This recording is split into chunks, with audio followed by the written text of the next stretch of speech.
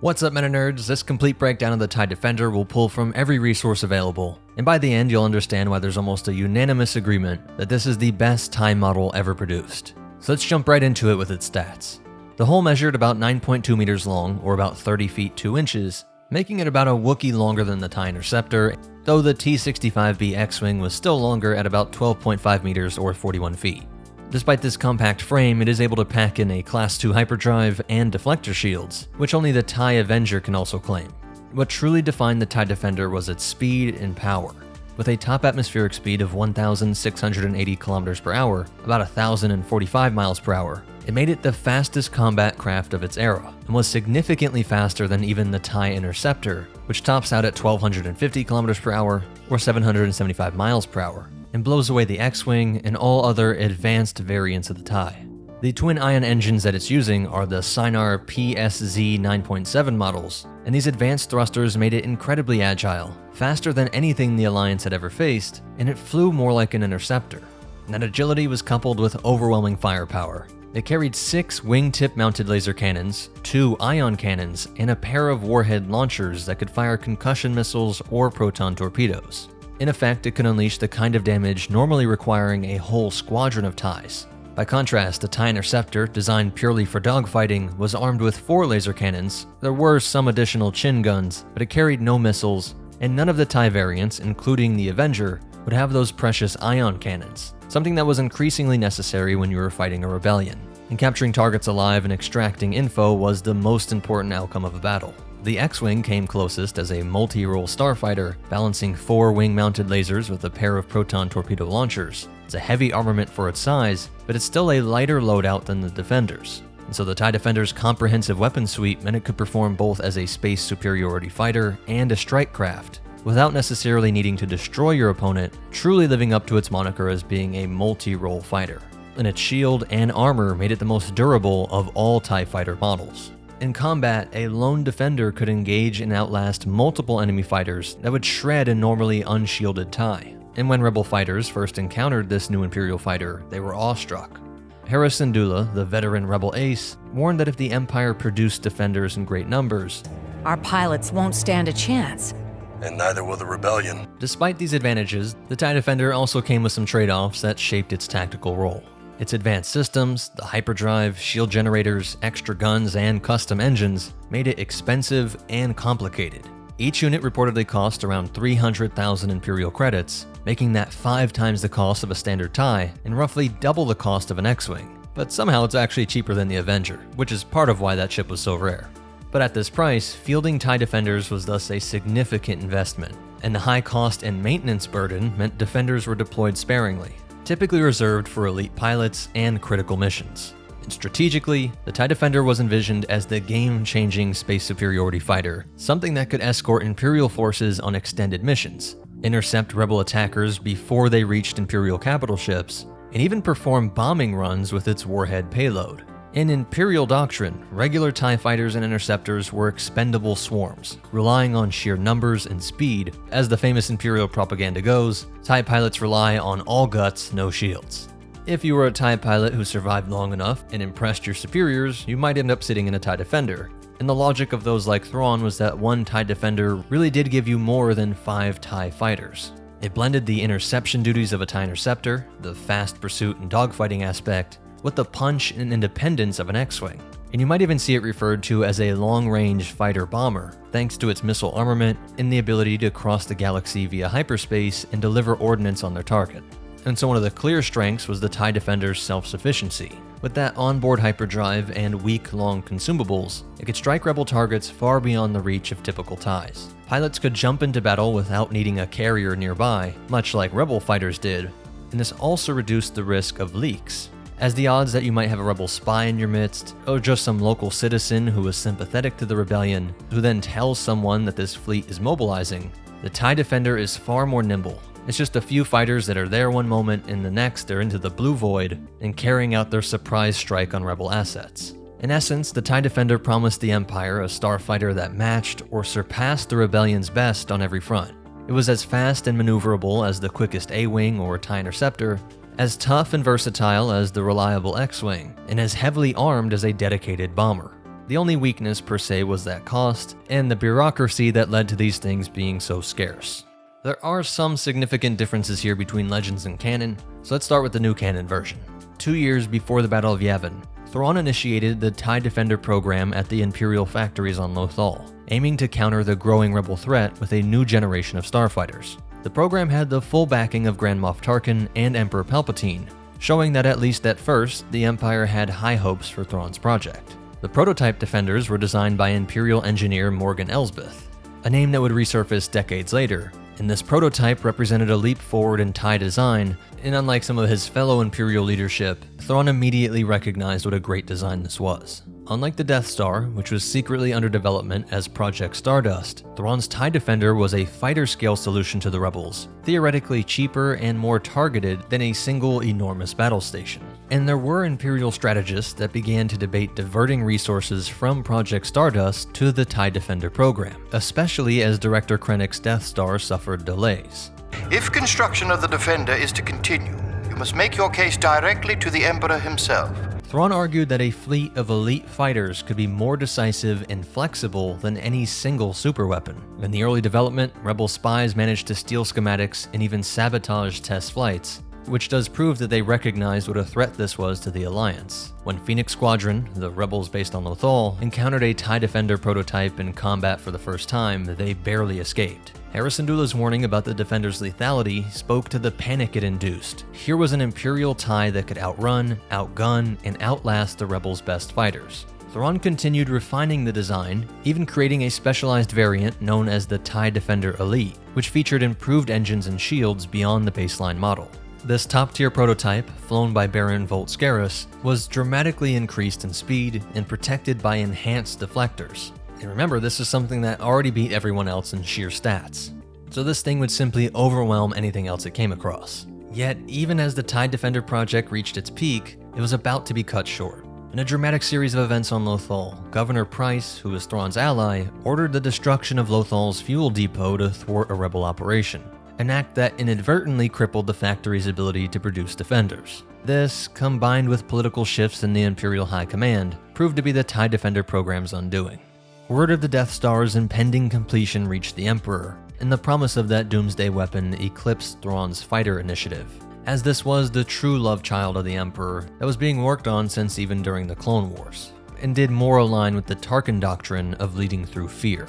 Funding and resources were pulled back to Project Stardust, leaving the TIE Defender essentially cancelled by Zero ABY. By the time of the Battle of Yavin, only a handful of defenders existed, and they had not spread beyond Thrawn's region of operations. The Empire chose to pour its might into the Death Star, which we can't know how the TIE Defenders would have performed, but I think it's safe to say that Death Star 1 and 2 were enormous failures. And so though it plays no major role during the Galactic Civil War, the few prototypes and schematics that survived had long-lasting influence. Decades later, the First Order's engineers incorporated many of the Defender's innovations into their own next-generation TIEs, like the First Order's TIE SF and Kylo Ren's TIE VN, which featured deflector shields, hyperdrives, and heavy weaponry. And so in a way it lives on in spirit, and would forever haunt Hera Syndulla. Even decades after the war, she mused at what might have been, saying that if the Empire had deployed 100 TIE Defenders instead of building one Death Star, the Rebel Alliance story might have ended very differently. While in the original canon, the story of the TIE Defender plays out very differently. It is started in response to the Battle of Yavin, when the sudden Rebel victory forced the Empire to rethink its military strategy. Recognizing that standard TIE fighters were outclassed by Rebel X-Wings and Y-Wings, Imperial High Command initiated several advanced starfighter projects, chief among them the TIE Defender. Grand Admiral Demetrius Zarin, the Empire's head of starfighter R&D, was placed in charge of developing the TIE Defender in total secrecy. This top-secret program saw multiple prototype stages before the final design was achieved. The first step was a testbed fighter called the TIE Advanced X7, which was essentially a predecessor to the Defender. Early X7 prototypes retained the Defender's distinctive tri-wing configuration, but were stripped down technologically, initially lacking the hyperdrive, ion cannons, and missile launchers that would later define the TIE Defender. These prototypes were used to experiment with new high-output engines and targeting systems. And in 3 ABY, during the Imperial assault on Hoth, a squadron of TIE Advanced X7 prototypes were even field-tested in battle. Imperials have got some new kind of ship design. Let's see what they're made of. These prototypes proved underwhelming in that engagement. Renegade Squadron managed to destroy or even capture some of them, but the data gathered was invaluable. Undeterred, Zarin and Sinar Fleet Systems engineers kept refining the design, and by 4 ABY, shortly before the Battle of Endor, the TIE Defender project had reached its completion. The final production-ready Defender was ready to be rolled out, envisioned as a replacement for the aging TIE bombers and assault gunboats. But this moment would be marked by betrayal. Grand Admiral Zarin, the very man overseeing the Defender's development, turned traitor. Seeing an opportunity to use the powerful new starfighters for his own gain, Zarin launched a coup d'etat against Emperor Palpatine himself. Report on our recent attacks. Admiral Zarin, we have destroyed all the Sinar Fleet Systems factories located in the Omar system. Excellent. The Empire has lost most of its capability to manufacture the TIE advanced starfighters. We will continue our destruction of the Emperor's military-industrial centers. In the midst of this Zarin insurrection, the rogue Grand Admiral attempted to steal or destroy all TIE Defender prototypes and production facilities, hoping to deny Palpatine the use of this advanced weapon while empowering his own splinter fleet. And this also applied to other advanced TIE fighter versions like the TIE Avenger.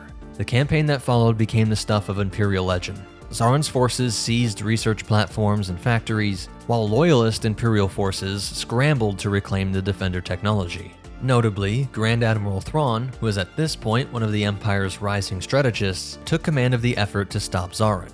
Thrawn, aided by elite Imperial pilots like Merrick Steele, managed to recapture the prototypes and secure the TIE Defender production lines.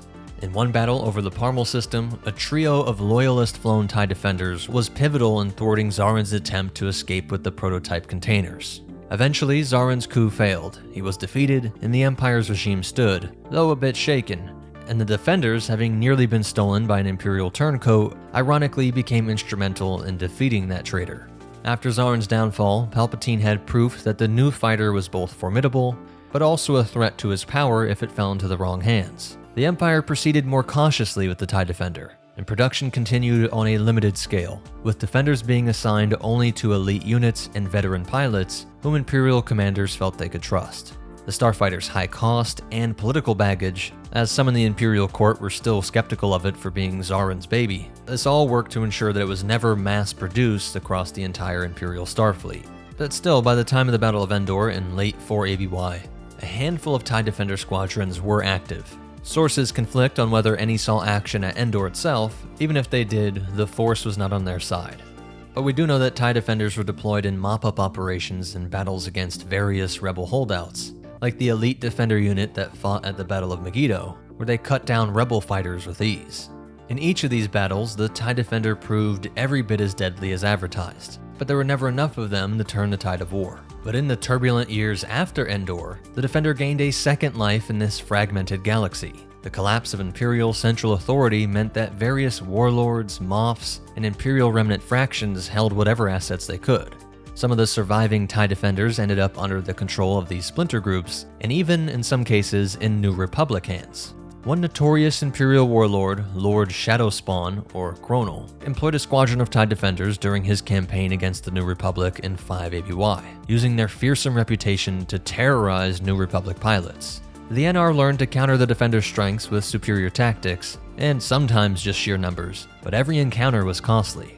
Perhaps the most remarkable chapter of the Defender's post-war career came in 9 ABY, during the events of the novel Isard's Revenge. The recently formed New Republic found itself in a temporary alliance with Yazan Isard, the former Imperial Intelligence Director, and they were working against their shared enemy, the warlord Prince Admiral Delek Krenel. Rogue Squadron, the New Republic's ace unit, and once Luke Skywalker's squadron, was equipped with TIE Defenders, which were provided by Isard for a covert op. Flying the Empire's deadliest fighters, Rogue Squadron infiltrated Krenel's forces and used the Defenders to devastating effect, even bringing down an enemy planetary shield during the Battle of Sirtrek IV. For those rebel pilots accustomed to X-Wings, they had to admit they were in love with this Defender, which had shielding as strong as their own but with speed and firepower that could outmatch nearly anything in the New Republic's arsenal. But following this mission, the New Republic did not keep the Defenders, mostly for political reasons. It's just a bad image to be the supposedly new government and the good guys, and you're riding around in the most terrifying TIE model ever made, but it cemented its legendary status in the minds of New Republic pilots. and some do stick around even as late as 25 to 30 ABY during the Yuzon-Fong War, where veteran pilots on both sides would speak of the TIE Defender with respect and fear, and were even able to use them against the invading extragalactic forces. The last documented use we have of them used by the Imperial Remnant goes as far as 44 ABY, 4 decades after Endor, but it was still one of the deadliest fighters in the galaxy, a testament to how ahead of its time the TIE Defender truly was. And so there is a common thread in both the original and new canon that the TIE Defender was clearly the best option for the Empire, but the Emperor could not utilize this out of fear. Whether it was his want to impose fear with his super weapons, or his own fear of how powerful it would be in the hands of new Imperial traitors. That's it for its breakdown, and as for behind the scenes facts, it was created for the 1994 video game Star Wars TIE Fighter, and you were able to fly it. It was left out in the 1997 multiplayer game X-Wing vs. TIE Fighter, stating that it would just be unbalanced. And the game data files have a hilarious entry with the description field reading, quote, "Advanced Space Superiority Fighter, this craft is too powerful to be put in this simulation. Dream on, fanboy." Though it does return in the 1999 game Star Wars X-Wing Alliance. It would appear in countless comics and other video games, but a lot of the technical data is expanded in the Essential Guide to Warfare and the new Essential Guide to Vehicles and Vessels. Please hit that like button, I really need your help. But most important of all, remember, there's always a better TIE, and the Force will be with you. Always.